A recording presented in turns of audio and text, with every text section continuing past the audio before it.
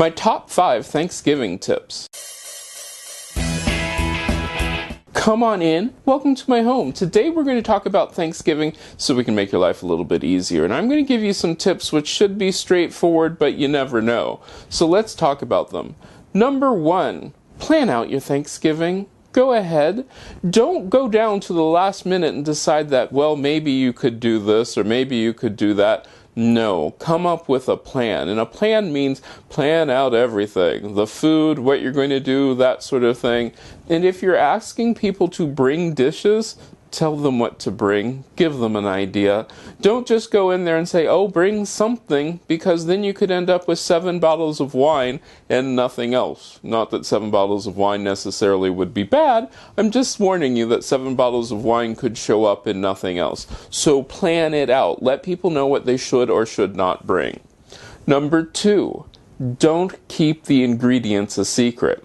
Sure, it might be wonderful that Grandma's gravy gets thickened with a tablespoon of peanut butter, unless you're allergic to peanut butter. Yeah. So letting people know what the ingredients are in your dishes are really important now, especially with food allergies. Number 3, if you have a special food diet, let your host know right away, and also bring something that you know you can eat. This can be a big issue, especially for people who arrive at a Thanksgiving day, and they've decided that they are now whatever special food diet that they are, and not letting anybody know. That is another issue. Your host could be scrambling for something because not everything might fit your special food diet. That is something to consider. And if you have an impossible food diet, you might consider showing up a little bit later, as in letting your host know that you're not going to come for dinner, but you're going to come to at least hang out with the family or hang out with the friends, so that way you're not impinging upon the people who are there. Because some of these special food diets are very, very difficult to handle. Number 4, don't bring uninvited guests that are unannounced. Yes, people will invite you for Thanksgiving, and yes, you do have the ability to ask if you can bring so-and-so, or this person, or that person. Ask ahead of time. Do not just show up at the door with an extra person. I've actually had this happen, and it can wreak havoc, because there might be a reason why they only have so many people invited, because the space is limited. It's really important to make sure that the people who you bring are the people who people are expecting. Even when they say, hey, bring a guest, let them know that you're bringing a guest. Don't bring a guest who has 4 children and then show up at the door. That's a big, big issue. Number 5. You know that perfect Thanksgiving that you've seen? You know, you've watched your favorite TV show and you watch them have the perfect Thanksgiving. Guess what? It is really easy for fictional characters to have a perfect Thanksgiving. Do you know why? Because the writers set it up that way. Your Thanksgiving will probably not be perfect. And that's okay. Go with the flow. There's nothing wrong with not having the absolute picture-perfect Thanksgiving, as long as you didn't cause some sort of bizarre fight or something like that.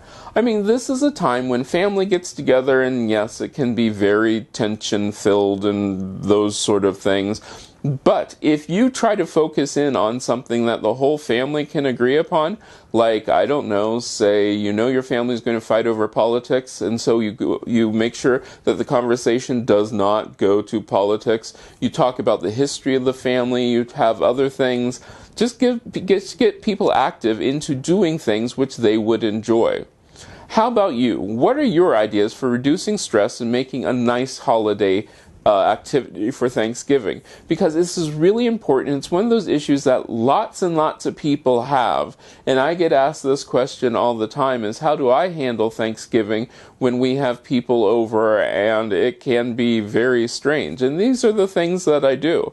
I always tell people what to expect and what I expect also.